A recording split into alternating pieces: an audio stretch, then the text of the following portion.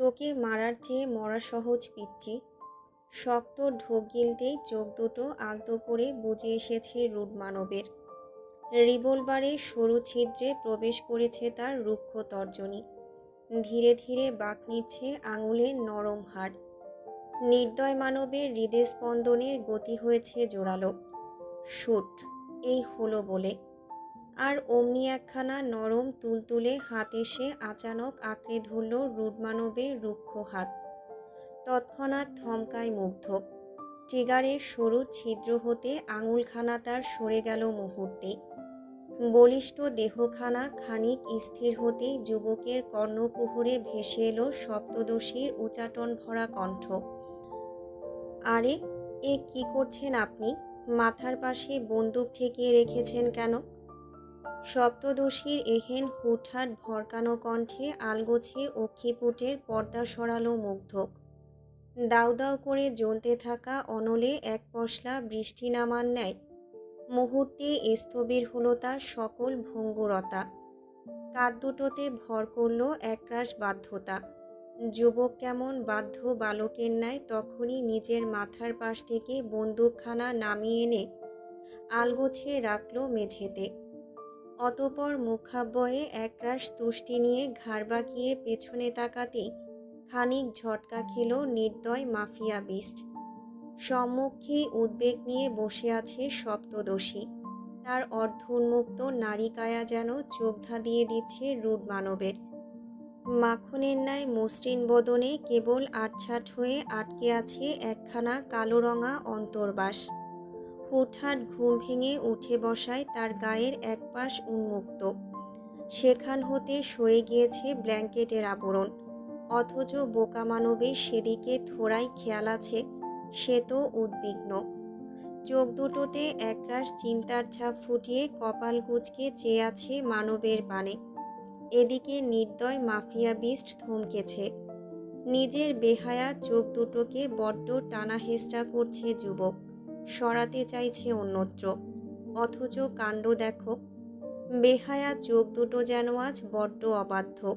সে স্পষ্ট টের পাচ্ছে তার কণ্ঠায় খরা নেমেছে। সিক্ত জিভখানা এক্ষুনি বেরিয়ে এসে অধর ভেজাতে চাইছে। তবে রুড মানবের বিচক্ষণ মস্তিষ্ক তা মানতে নারাজ। সে উল্টো মস্তিষ্কের প্রতিটা নিউরনে অনুরণন তুলেছে। চোখ নামা শালা বেলাজা, ওকে ওভাবে চোখ দিয়ে গিলে খাচ্ছিস কেন? লজ্জা নেই তোর? ছি! তখনই ধ্যানের ডোরে আকস্মিক চির ধরল রুড মানবের। সম্বিত ফিরে পেয়েই সঙ্গে সঙ্গে পাষণ্ডের ন্যায় নিজের অমন বেহায়াপনাটুকু ধামাচাপা দিয়ে বসলেন অন্তরের এক কোণে। অতপর বিরক্তিতে কপাল গুছিয়ে তখনই ঘাড় নামিয়ে আনলেন মাফিয়া মনস্টার। মুখাব্বয় জুড়ে এতক্ষণের হিমশীতল ভাবস্রোতটুকু মুহূর্তেই হাওয়ায় উড়িয়ে দিয়ে সেথা এবার ভর করালেন একাকার সম বিরক্তির ঝাঁজ। তিক্ত বিরক্তিতায় চোখ দুটো খিচে দাঁত কিরমির করতে করতে ঝাঝালো গলায় আওড়ালো, what the fuck are you doing বান্দির মেঘ? মুখ ছাড়া অন্য কিছু দেখাতে বলেছে কে তোকে? উফ, এক্ষুনি গা ঢাক নির্লজ্জ মেয়ে ছেলে। বোকার ন্যায় হতবিহ্বলতায় ডুব দিল মাহি। তন্দ্রার রেশ এখনও পুরোপুরি কাটেনি তার। তাই তো নড়বড়ে মস্তিষ্ক তৎক্ষণাৎ ধরতে পারেনি রুড মানবের আওড়ানো বাক্যের গভীরার্থ। সে কেমন ঘুম ঘুম চোখে আনমনে ঘাড় নামিয়ে তাকালো নিজের পানে। আর অমনি এক দফা ঝটকা খেলো বেচারি। হতবুদ্ধির ন্যায় বিস্ফোরিত দৃষ্টিতে বদন পানে তাকিয়ে রইল কেবল। তবে পর মুহূর্তেই মস্তিষ্ক সজাগ হতেই মেয়েটা কেমন চেঁচিয়ে উঠল ঘর কাঁপিয়ে। তড়িঘড়ি করে দুই হাতে গায়ের উপর ব্ল্যাঙ্কেট মুড়ি দিয়ে সে এবার কাঁপতে লাগলো বেশ। কাঁপতে কাঁপতে আচানক কণ্ঠ ফুঁড়ে বেরিয়ে এলো ফোঁপানোর শব্দ। মুগ্ধ শুনল। ভ্রুক্ষেপহীন কায়দায় চোয়াল ফুটিয়ে বসে রইল চুপচাপ। অথচ বোকা মানবীর মনে তখন অজানা ঝড়ের আবির্ভাব ঘটেছে। বোকা মন অবচেতন কায়দায় বলছে, আমার গায়ে কাপড় নেই কেন? আর আর লোকটা আমার ঘরে এভাবে বসে আছে কেন? সে আমার ঘুমের ফায়দা লুটে উল্টাপাল্টা কিছু করেনি তো? ভাবনাটুকু শেষ হবার পূর্বেই ফোপানো বাড়ল মাহির। গায়ের সঙ্গে ব্ল্যাঙ্কেটটা আরেকটু শক্ত করে জড়িয়ে রেখে ভীষণ ঘৃণায় আওড়ালো, জানোয়ার লোক, আপনি এত খারাপ! আমার আমার ঘুমের সুযোগ নিয়ে শেষে কিনা। কথাটুকু গলার কাছে এসে আটকে গেল মাহির। বুকটা ধরে গেল অজানা ব্যথায়। রুডমানব কথাটা শুনেছে বেশ। মুখাবয়ে এক আকাশসম রাগ নিয়ে দাঁতে দাঁত পিষছে। মাথা ভর্তি অদৃশ্য অনলের দহনে হাতের মুঠোয় চেপে রাখা রিভলভারের গাটা বোধহয় এক্ষুনি দুমড়ে মুচড়ে ফেলবে সে। এরই মধ্যে বোকা মানবী করে বসল আরেক কাণ্ড। রাগে দুঃখে হিতাহিত জ্ঞান হারিয়ে বিছানার উপর থেকে তখনই একখানা বালিশ হাতে নিয়ে ছুঁড়ে দিল মুগ্ধর গায়ের উপর। বেচারা নির্জীব তুলতুলে বালিশটা আচমকা গিয়ে চোট খেল দ্য শ্যাডো মনস্টারের ঘাড় বরাবর। ঝড় আসার পূর্বে যেমন এক মুহূর্তের জন্য স্তম্ভিত হয় চারপাশ, ঠিক তেমনই স্তম্ভিত হলো কক্ষের অভ্যন্তরীণ পরিবেশ। মেয়েটা বড্ড বোকা। রাগের মাথায় কি করেছে না করেছে সেদিকে পাত্তা না দিয়ে সে উল্টো ফুপিয়ে ফুপিয়ে কাঁদতে কাঁদতে বলল, এক্ষুনি বের হন আমার ঘর থেকে ব্লাডি বিস্ট! কাপুরুষের মতো একটা ঘুমন্ত মেয়ের সুযোগ নিয়ে। ব্যাস, এইটুকুই যেন যথেষ্ট ছিল দ্য গ্রেট রুস্তি কিংয়ের গায়ে আগুন জ্বালিয়ে দেবার জন্য। বাক্যটুকু সম্পূর্ণ হবার পূর্বেই হিংস্র বাঘের ন্যায় তখনই সপ্তদোষীর উপর ঝাঁপিয়ে পড়ে রুড মানব। শক্তপোক্ত ডান হাতে রুক্ষ আগ্রাসী থাবায় মেয়েটার চোয়াল শক্ত করে চেপে ধরে অন্য হাতের বন্দুকখানা তাক করল মাহির ললাট বরাবর।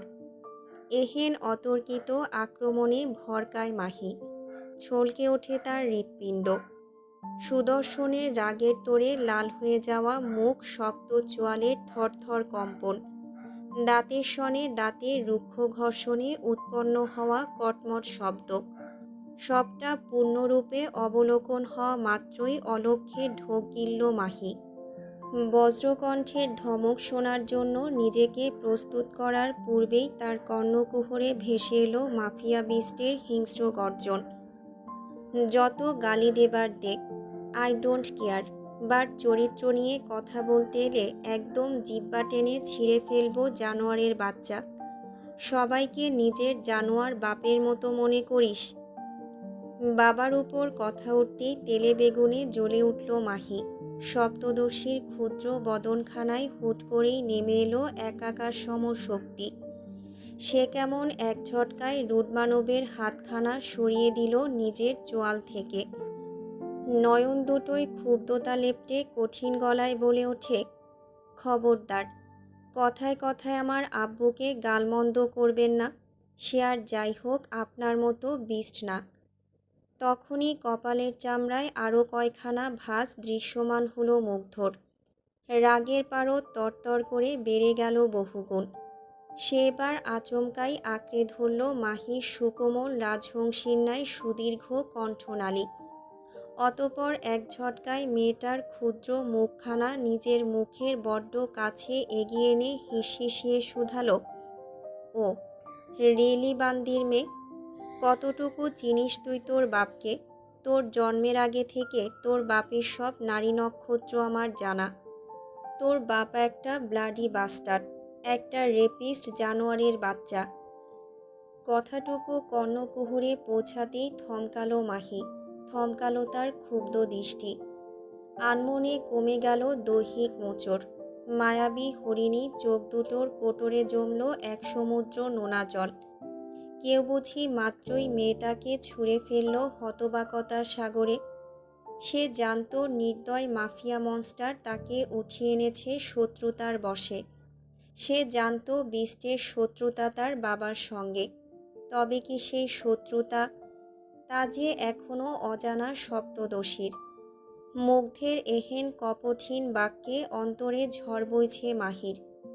মানবের রুক্ষ হাতের মুঠোয় কণ্ঠনালী আটকে থাকা সত্ত্বেও সে কেমন থেমে থেমে ভঙ্গুর কণ্ঠে আওড়ালো, না, আপনার কোনো কথা আমি বিশ্বাস করি না। আমার আব্বু আমার আব্বু খারাপ না, আপনি মিথ্যে বলছেন। মানবের চোখ দুটোতে পরিবর্তন নামেনি, না কমেছে ঘৃণার ছাপ। মেয়েটার ছলছলে চোখ দুটোতে অনড় দৃষ্টি ফেলে সে কেমন কটমট কণ্ঠে আওড়ালো, তোর বাপ যদি ভালোই হতো তাহলে তুই এখানে কি করছিস? ফের কেঁপে উঠল মাহির ক্ষুদ্র বদন। যুবকের অনড় দৃষ্টে নিষ্পলক ভঙ্গিতে তাকিয়ে আছে সে। আশ্চর্য, রুডমানবের চোখ দুটো আজ অত স্পষ্ট কেন ঠেকছে তার নিকট? কেন মনে হচ্ছে নির্দয় মাফিয়া বিস্টের চোখ দুটো আজ একই কথা বলছে? কেন মন বলছে বিস্টের কথায় কপটতা নেই? মাহিরার সাধ্যিতে কুলালো না লোকটার চোখ পানে তাকিয়ে থাকতে। সে তড়িঘড়ি করে নজর লুকালো।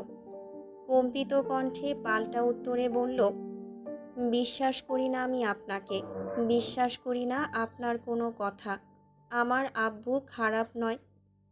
ঠোঁটের কোণে এক চিলতে তাচ্ছিল্যের হাসি ফুটল সুদর্শনের।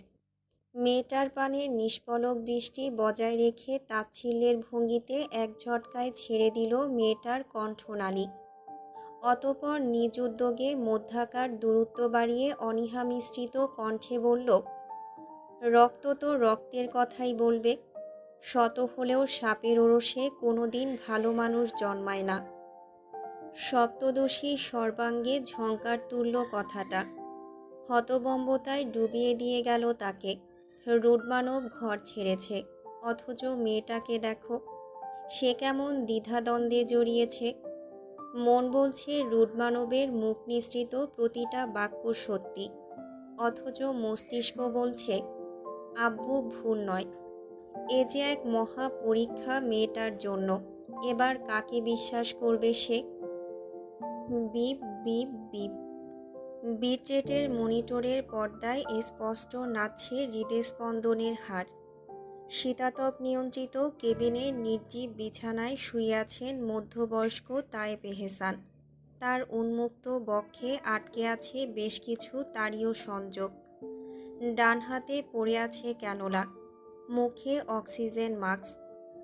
তরতাজা মধ্যবয়সী মানুষটা ধীরে ধীরে বড্ড দুর্বল হচ্ছে। মুখাবয়বে পড়েছে বয়সের ছাপ। চোখ দুটো দেবে গিয়েছে ভেতরে, কুঁচকে গিয়েছে চামড়া। মানুষটার নিস্তেজ বদনে ধীরে ধীরে নড়চড় হচ্ছে। শরীরে মাত্রাতিরিক্ত ঘুমের ওষুধ প্রবেশ করায় মস্তিষ্ক ডুবেছে নিশ্চলতায়। ধীরে ধীরে চোখ দুটোর উপর থেকে ভারী পর্দা যুগল সরে যেতেই তার ঝাপসা দৃষ্টিযুগল আচমকায় গিয়ে আটকালো সম্মুখে। কে যেন একটা দাঁড়িয়ে আছে, মুখাবয় স্পষ্ট নয় তার। ঘোরে ডুবে থাকা তায়েব এহসান মাস্কের আড়ালেই আচানক মুচকি হাসল। নিভু নিভু চোখে তাকিয়ে থেকে অস্ফুটে আওড়ালো, মাহি। সম্মুখে দাঁড়িয়ে থাকা সফেদ রঙা অ্যাপ্রন পরিহিত শ্যাম সুদর্শন কি আদৌ শুনল কথাটা? সে উল্টো বিচলিত হলো চাচ্চুর নড়চড় দেখে। তখনই এগিয়ে এসে আলতো করে আঁকড়ে ধরল চাচার ক্যানোলা পরা হাতখানা। অতপর ভারী কণ্ঠে শুধালো, চাচ্চু, আর ইউ লিসেনিং মি? মোটা মোটা দুটো বাক্য কর্ণে পৌঁছালো তায়েব এহসানের। তা বুঝে উঠতে সক্ষম নন তিনি। মানুষটা কেমন দুর্বল কণ্ঠে আবারও বলল, মাহি। কান পেতে দাঁড়িয়ে আছে রৌদ্র। এবার সঙ্গে সঙ্গে শুনতে পেল চাচ্চুর মুখ নিঃসৃত বাক্য। তখনই সুদর্শনের বুক চিরে বেরিয়ে এলো এক দীর্ঘ নিঃশ্বাস। মনে মনে নিজেকে অপরাধী সাব্যস্ত করে আওড়ালো, আই অ্যাম সরি চাচ্চু, আমার তখন সত্যিই উচিত হয়নি তোমাকে এই বিষয়ে কথা বলতে জেরা করা। কথাটা মনে মনে আওড়ালেও বাইরে থেকে মুখখানায় আধার ছেপেছে রৌদ্রের। বুক ফুলিয়ে লম্বা এক নিঃশ্বাস টেনে সে কেমন আলগোছে হাত এনে রাখল চাচ্চুর মাথার উপর। ধীরে ধীরে সেথায় আদুরে পরশ বুলিয়ে ভরাট কণ্ঠে শুধালো, একটু রেস্ট নাও চাচ্চু, এই মুহূর্তে তোমার রেস্ট নেওয়া ভীষণ দরকার। শুনলেন তায়েব সাহেব। নিভু নিভু চোখে একদৃষ্টে তাকিয়ে রইলেন রৌদ্রের পানে। ফ্যাকাশে অধর যুগল তীর তীর করে কাঁপছে তার, যেন চাইছে কিছু একটা বলতে। ওদিকে রৌদ্র ততক্ষণে উঠে দাঁড়িয়েছে। গলার স্টেথোস্কোপখানা আলতো করে ঝুলিয়ে নিয়ে পা বাড়িয়েছে দরজার পানে। অথচ তাইব এহসান কেমন আশাভরা দৃষ্টে তাকিয়ে রইলেন ছেলেটার চলে যাওয়ার পথে। তার দুর্বল কণ্ঠ ফুঁড়ে কথা না বেরোলেও সে মনে মনে শুধাচ্ছে, ক্ষমা করে দিস রোদ, অর্ধেক সত্য মিথ্যার চাইতেও বড় ভয়ানক। কলকাতা, রায় জমিদার বাড়ি। পুরোনো আমলের একখানা বিশাল পালঙ্কের উপর ছড়িয়ে ছিটিয়ে আছে পরিহিত কাপড় চোপড়। পালঙ্কের এক কোণের ধার ঘেঁষে দাঁড়িয়ে আছেন হিমাংশু রায়। একখানা বড়সড় ব্যাগে একযোগে ভরে যাচ্ছেন নিজের পরিহিত কাপড় চোপড়। মানুষটা বড় অস্থির, অস্থিরতায় কাঁপছে তার সর্বাঙ্গ। এরই মধ্যে ঘরের দুয়ারে এসে দাঁড়ালেন কর্তাগিন্নি। স্বামীকে অমন ব্যাগপত্র গোছাতে দেখে খানিক স্বনিগ্ধ হলেন তিনি।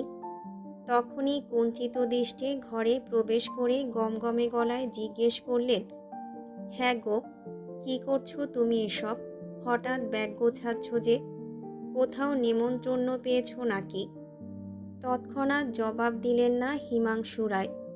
নিজ কাজে মহাব্যস্ত থেকে গম্ভীর কণ্ঠে শুধালেন, হুম, বিরক্ত করো না তো সুদীপা, কাজ করছি দেখছো না, পারলে হাতে হাতে সাহায্য করবে তা না। সহসা জিভে দাঁত কাটলেন কর্তাগিন্নি। তড়িঘড়ি করে স্বামীর হাত থেকে ব্যাগখানা নিজের হাতে নিয়ে কাপড়গুলো গোছাতে লাগলেন দক্ষ হাতে। খানিকক্ষণ চুপ থেকে ফের শুধালেন, বললে না যে এত তোড়জোড় চালিয়ে কোথায় যাওয়া হচ্ছে? হিমাংশু রায় 2 কদম হেঁটে গিয়ে দাঁড়ালেন দেয়ালের ঝুলন্ত বিশাল এক আয়নার সম্মুখে। ব্যগ্র গাত্রোত্থানে নিজেকে নিয়োজিত করে আচমকাইয়া উড়ালেন, রাশিয়া যাব। কথাটা কর্ণকুহরে পৌঁছানো মাত্রই ঘরে কোথাও বিকট বজ্রপাত হলো যেন। সেই বজ্রপাতে কম্পিত হলেন সুদীপা রায়। মানুষটা এক প্রকার বিভ্রম নিয়ে তাকালেন স্বামীর পানে। কম্পিত স্বরে আওড়ালেন, কি বললে, রাশিয়া যাবে? আবার ওই অন্ধকার জগতে পা রাখতে যাচ্ছ তুমি? গলা ধরে এসেছে সুদীপা রায়ের, তা বোধহয় আজ পেলেন হিমাংশু রায়। মধ্যবয়স্ক গম্ভীর পুরুষ ধীরে ধীরে কদম বাড়িয়ে এগিয়ে এলেন স্ত্রীর পানে। বুক ফুলিয়ে লম্বা এক নিঃশ্বাস টেনে স্ত্রীর কাঁধে আলতো করে হাত রেখে হিমশীতল কণ্ঠে আওড়ালেন, এবার আমার যাওয়ার কারণ ভিন্ন সুদীপা, এবার আমি যাচ্ছি মেয়ের সুখ কিনতে। তখনই বিভ্রান্তিতে জড়ালেন কর্তাগিন্নি। ঘাটটা সামান্য উঁচিয়ে সরু দৃষ্টে তাকালেন স্বামীর পানে। তার এহেন জিজ্ঞাসু দৃষ্টি দেখে মৃদু হাসলেন হিমাংশু রায়। আলতো করে স্ত্রীর কাঁধ চাপড়ে মোটা কণ্ঠে শুধালেন, মেয়ের সুখ বলে কথা, কথা দিচ্ছি এবার আর খালি হাতে ফিরব না। সদ্য সাবান নিয়ে বেরুলো সপ্তদশী, মাথার উপর পেঁচিয়ে রাখা একখানা তোয়ালে। তার ফর্সা মুখশ্রীতে বড্ড ফ্যাকাশে প্রলেপ ছড়ানো। নরম তুলতুলে অধর যুগলের বেহাল দশা বোধহয় ক্রমশ বাড়ছে। আগে একটুখানি ফোলা থাকলেও সময় যত পেরোচ্ছে ততই যেন ফোলা ভাব বাড়ছে ভীষণ। ঠোঁট দুটো এখন যেন বালিশে পরিণত হচ্ছে। মাহি কেমন উদাস মুখে এসে দাঁড়ালো মেকআপ ভ্যানিটির সামনে। 2 হাতে মাথার সিক্ত চুলগুলো মুছতে মুছতে মুগ্ধর উদ্দেশ্যে ভীষণ রাগ নিয়ে বিড়বিড় করে আওড়ালো, রাক্ষস একটা, বজ্জাত বেহায়া লোক, কাকে বকছো বেবিগাল? কথার মাঝে হুট করে অপরিচিত কণ্ঠ শুনতে পেয়ে ভড়কে যায় মাহি। তখনই হকচকিয়ে ঘাড় বাঁকিয়ে তাকায় শব্দের উৎসের পানে। আর অমনি তার দৃষ্টি গিয়ে আটকালো এক অদ্ভুত সাজে সজ্জিত মানুষের উপর। গায়ে পুরুষদের মতো শার্ট প্যান্ট পরোয়া মানব, তবে সাজ দিয়েছে মেয়েলি। গালে ডলেছে এক খাবলা গোলাপি রং। ঠোঁট দুটো সে কি নৈসর্গিক সৌন্দর্যের প্রতীক তার। লাল টকটকে রঙে ঠোঁট দুটো যেন সাক্ষাৎ ফুটন্ত গোলাপের পাপড়ি। চোখ দুটোর আইল্যাশে লাগিয়েছে কৃত্রিম পাপড়ি। বন্ড চুলগুলোর তার বব কাট দেওয়া। দুয়ারের দ্বার ঘেঁষে দাঁড়িয়েও আছে মেয়েলি ভঙ্গিতে। মাহি বিভ্রান্তিতে ডুবল। লোকটা আদৌ ছেলে মানুষ তো? এদিকে তার অমন ভাবনার মাঝেই অপরিচিত পা বাড়ায় সম্মুখে। আওয়াজ তুলে বলে, কি ভাবছো বেবিগাল? দোনামোনা করতে থাকা মাহি মানুষটাকে এগোতে দেখে খানিক পিছিয়ে গেল 2 কদম। আমতা আমতা করে শুধালো, ইয়ে মানে আপনি? অপরিচিত একগাল হাসল। মেয়েলি ভঙ্গিতে 2 হাত এনে আলগোছে ঢেকে নিল নিজের অধর যুগল। রয়ে শয়ে জবাবে বলল, আমি ক্লারা, এই পুরো পেন্ট হাউস জুড়ে বসত করা একমাত্র মেয়ে। ওপস, সরি। এখন তো আমি একা নই, তুমিও আছো আমার সঙ্গে। অভ্যন্তরে হোঁচট খেল মাহি। দ্বিধাজড়িত দৃষ্টে লোকটাকে পরখ করল আপাদমস্তক। একে দেখতে কোন দিক দিয়ে মেয়ে মনে হচ্ছে? কণ্ঠ তো পুরুষালী, তবে ভাব ধরেছে মেয়েলি। অন্তর্মুখী মানবী চট করেই বুঝে নিল ইনি বোধহয় তৃতীয় লিঙ্গের, নতুবা এমনটা করার কথা নয়। মাহি সৌজন্যবোধে মৃদু হাসল। মনের কোণে আটকে থাকা শঙ্কাগুলো খানিক সাইডে রেখে মোলায়েম কণ্ঠে আওড়াল, nice to meet you miss Clara. গাল ভরে চমৎকার হাসল ক্লারা। তখনই এগিয়ে এসে চট করে এক হাঁটু গেড়ে বসল মেয়েটার সম্মুখে। তার এহেন হুটহাট কাণ্ডে ভরকায় মাহি। হতবুদ্ধির ন্যায় তাকিয়ে রইল কেবল। ক্লারা কুর্নিশ জানাচ্ছে তাকে। আদুরে ভঙ্গিতে এক হাত মেয়েটার পানে বাড়িয়ে দিয়ে বলে ওঠে, let me welcome you Rushdi signora. কপাল গোছায় মাহি। অবোধের ছাপ ফুটল তার মুখাব্বয়ে। ক্লারা এসব কি বলছে তাকে? রুশদি সিগনোরা মানে? মনের কোণে উত্থাপিত হওয়া প্রশ্নটুকু জিভের ডগা এসে পৌঁছানোর পূর্বেই থমকে গেল মাহি। যেই শুনল ক্লারার আবেদনী বাক্য, give me your hands monster signora, আমাকে অন্তত একটু বাধিত হতে দিন। এবারেও অবোধ মাহি। অবোধের ন্যায় বাড়িয়ে দিল নিজের বাঁ হাত। অমনি হাতটা আলতো করে মুঠোয় তুলল ক্লারা। মেয়েটার মসৃণ হাতের উল্টো পৃষ্ঠে তৎক্ষণাৎ আলতো করে নিজের 2 চোখ ছুঁয়ে পরক্ষণেই সেথায় ঠোঁট ছুঁয়ে দিল আলগোছে। তার এহেন উদ্ভট কর্মে হাঁসফাঁস করছে মাহি। ছাড়াতে চাইছে নিজের হাতটা, তবে ক্লারা কেমন ধীরে ধীরে জোর বাড়াচ্ছে হাতের। আচমকাই তীক্ষ্ণ দৃষ্টে মাহির পানে দৃষ্টি নিক্ষেপ করে রহস্যময় বাঁকা কণ্ঠে শুধালো, ওয়েলকাম টু ড্যাডিস হোম সিগনোরা। আশা করি টক্সিক ড্যাডির সংস্পর্শে এখন থেকে তোমার প্রতিটা মুহূর্ত বড্ড থ্রিলিং কাটবে। Hope you will enjoy it signora. সংশয়ে ডুবল মাহি। ক্লারা অর্ধেক বলছে ইংরেজি বাক্যে আর বাকি অর্ধেক রাশিয়ান। মেয়েটা আবার রাশিয়ান ভাষায় অপটু, তাই তো অমন অবোধের ন্যায় চেয়ে আছে শুধু। এদিকে ক্লারা ততক্ষণে ছেড়ে দিয়েছে মাহির হাত। মেঝেতে থেকে উঠে এসে চুপচাপ গিয়ে বসল বিছানার এক পাশে। অতপর চোখে মুখে এক অদ্ভুত আকর্ষণ জমিয়ে লজ্জিত কণ্ঠে শুধালো, তুমি কত লাকি সিগনোরা। জানো, কালকে থেকে তোমার প্রতি আমার বড্ড হিংসে হচ্ছে। আই মিন, উফ, your ড্যাডিজ body, that's so fucking hot, তাই না? কি করে সামলাচ্ছ সিগনোরা? আগাগোড়া কিচ্ছু ঘটে ঢুকল না মাহির। সে কেবল হাঁ করে তাকিয়ে রইল ক্লারার পানে। ক্লারা থামছে না। কেমন উদ্ভট শরীরী ভঙ্গিমা দেখিয়ে চোখ বুজে ঠোঁট কামড়াচ্ছে নিজের। অস্ফুটে বলছে, holy fuck, Rushdi's body, he is so handsome. মনস্টারের বডি দেখলেই না আমার কেমন নেশা ধরে যায় জানো। ইচ্ছে হয় তাকে কামড়ে খেয়ে ফেলি, লাইক সে যখন জিম করে বের হয়। উফ, গড ইন দ্যাট টাইম, তার বডি মুভমেন্ট, তার মাসেলস, গোশ, that's so so sexy. And তার ব্যাকে ফুটে ওঠা বাটারফ্লাইস, দেখেছিলে সিগনোরা? দ্যাটস সো হট, তাই না? মুখ টিপে হাসছে মাহি। ধরা পড়ে যাবার আশঙ্কায় মুখের সামনে হাত উঠিয়ে রেখেছে মানবী। ক্লারা থামতেই সে কেমন সন্দিহান গলায় বলে ওঠে, ক্লারা, আমার জানা মতে মনস্টারের দিকে চোখ তুলে তাকানো নিষিদ্ধ, রাইট? আঁতকে ওঠে ক্লারা। তখনই সতর্ক দৃষ্টি বুলিয়ে নেয় দরজার ওপারে।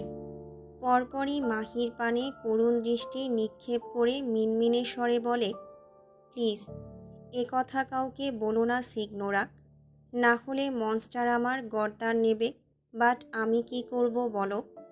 Rushdie is dam hot and so sexy, I can control myself. তাকে দেখলেই ইচ্ছে করে তাকে খুব কাছে পেতে। এবার আর হাসি আটকে রাখতে পারল না মাহি। ক্লারার কথার মাঝেই সে কেমন খিলখিল করে হেসে উঠল। হাসতে হাসতে কল্পনায় ক্লারা এবং মনস্টারকে পাশাপাশি দাঁড় করালো অসভ্য মেয়ে। আর অমনি বাড়ল তার হাসির শব্দ। হাসতে হাসতে গড়াগড়ি খাবার জোগাড় হয়েছে মেয়েটার। ক্লারা কেমন বোকার ন্যায় তাকিয়ে আছে।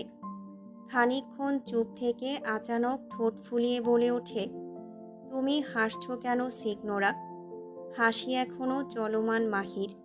মুখ খুলে যেই না কিছু বলতে যাবে অমনি কক্ষের দোরগোড়ায় এসে দাঁড়ালেন একজন সশস্ত্র গার্ড।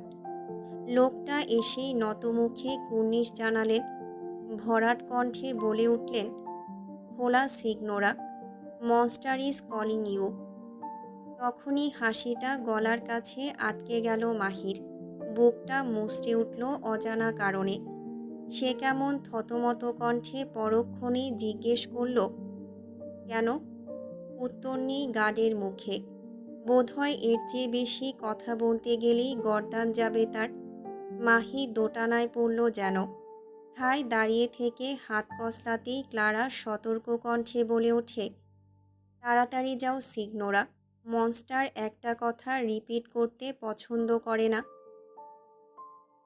বিশাল এক শীতাতপ নিয়ন্ত্রিত কক্ষ। এ যেন ব্যাডমিন্টন কোর্ট। নবাবী সাজে সজ্জিত কামরার চারপাশে নান্দনিকতার ছোঁয়া। যেন যে কেউ এক দেখায় বলতে বাধ্য হবে, রুচি আছে। সম্পূর্ণ ট্রান্সপারেন্ট কাচের তৈরি বিধায় মাথার উপর আকাশটা সুস্পষ্ট। পায়ের তলায় যেন ভাসমান মেঘ। আশেপাশে মেঘেরা ওড়াউড়ি করছে। পা টিপে টিপে ঘরে প্রবেশ করল মাহি। দুরু দুরু করে কাঁপছে তার বুক। এক কদম এগোলে দুই কদম পেছাতে হচ্ছে ভয়ে। লোকটা আবার কি উদ্দেশ্যে ডাকলো তাকে কে জানে। মেয়েটা কেমন ঢোক গিলছে বারংবার। কক্ষে খানিক উকি দিয়ে দুটো কদম এগোতেই হঠাৎ পেছনের স্লাইডিং দরজাটা সা করে আটকে গেল। আর অমনি আটকে ওঠে বেচারি।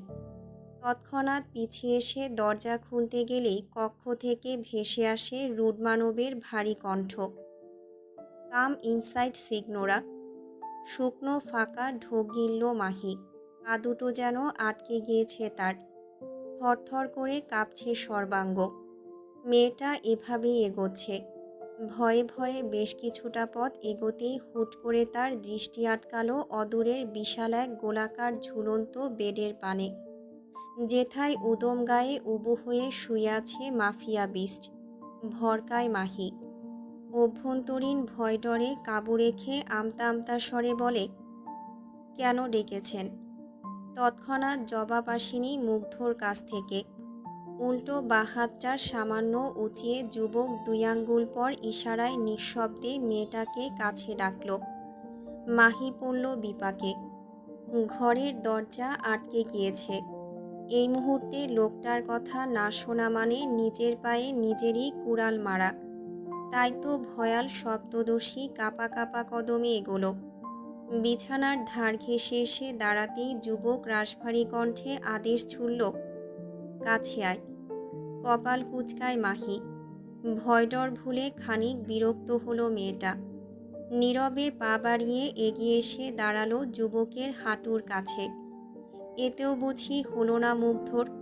বালিশে মুখ গুজে রেখে মানব ফের ধমকের গলায় বলল, পায়ে ঠাডা পড়েছে তোর, কাছে আসতে বলেছি না? আর কত কাছে আসব? যতটা কাছে এলে আমার নিঃশ্বাসের প্রতিটা শব্দ তুই গুনতে সক্ষম হবি ঠিক ততটা। ভরকায় মাহি, গলা বাঁকায় পরক্ষণে। তিক্ত বিরক্ত মেজাজে বলেই বসে, আমার বয়ে গেছে আপনার নিঃশ্বাস গুনতে। যুবক কি হাসল। নরম তুলতুলে বালিশের কোলে মুখ গুজে অমন নীরবে ঠোঁট কামড়ে চমৎকার হাসছে কে তবে? হাসি তো নয়, এ যেন মুক্ত ঝরানো জলপ্রপাত। তবে সে অলক্ষ্য হাসির স্থায়িত্ব বেশিক্ষণ রইল না। মুহূর্তবায়ে রুডমানও ফিরলেন নিজের অবতারণে। তখনই বালিশের নিচে হাতড়ে একখানা ছোট কাচের শিশি বের করে এগিয়ে দিল মেয়েটার পানে। ঝাঁঝিয়ে ওড়ালো, come closer and massage my body. মাথায় বুঝি আকাশ ভেঙে পড়ল মাহির। চোখ দুটো হলো বিস্ফোরিত। মেয়েটা কেমন তেজ দেখিয়ে তৎক্ষণাৎ বলে উঠল, অসম্ভব, আমি পারবো না এসব করতে। ফাইন, তাহলে আমি তোর বডি মাসাজ করে দেব। কাম হটি, লেটস ডু সামথিং হট। আতকে ওঠে মাহি। সহসাই যুবকের এহেন প্রস্তাব নাকচ করে দিয়ে বলে, না না, আমি আমি করছি, আমি করছি। বাঁকা হাসল মুগ্ধ। তখনই নিজের পাহাড়সম বলিষ্ঠ দেহখানা চিৎ করে এগিয়ে দিল বিছানায়। মেয়েটাকে আরেকটু নাস্তানাবুদ করতে এক হাতে আলগোছে নাভিকমল থেকে আরেকটু নিচে নামিয়ে দিল ট্রাউজারের অংশ। তা দেখে মুখ কুঁচকায় মাহি। অজান্তেই বিরক্ত হয়ে মুখ ফসকে বলে ওঠে, এতটা না নামিয়ে একেবারে খুলেই ফেলুন, যত সব।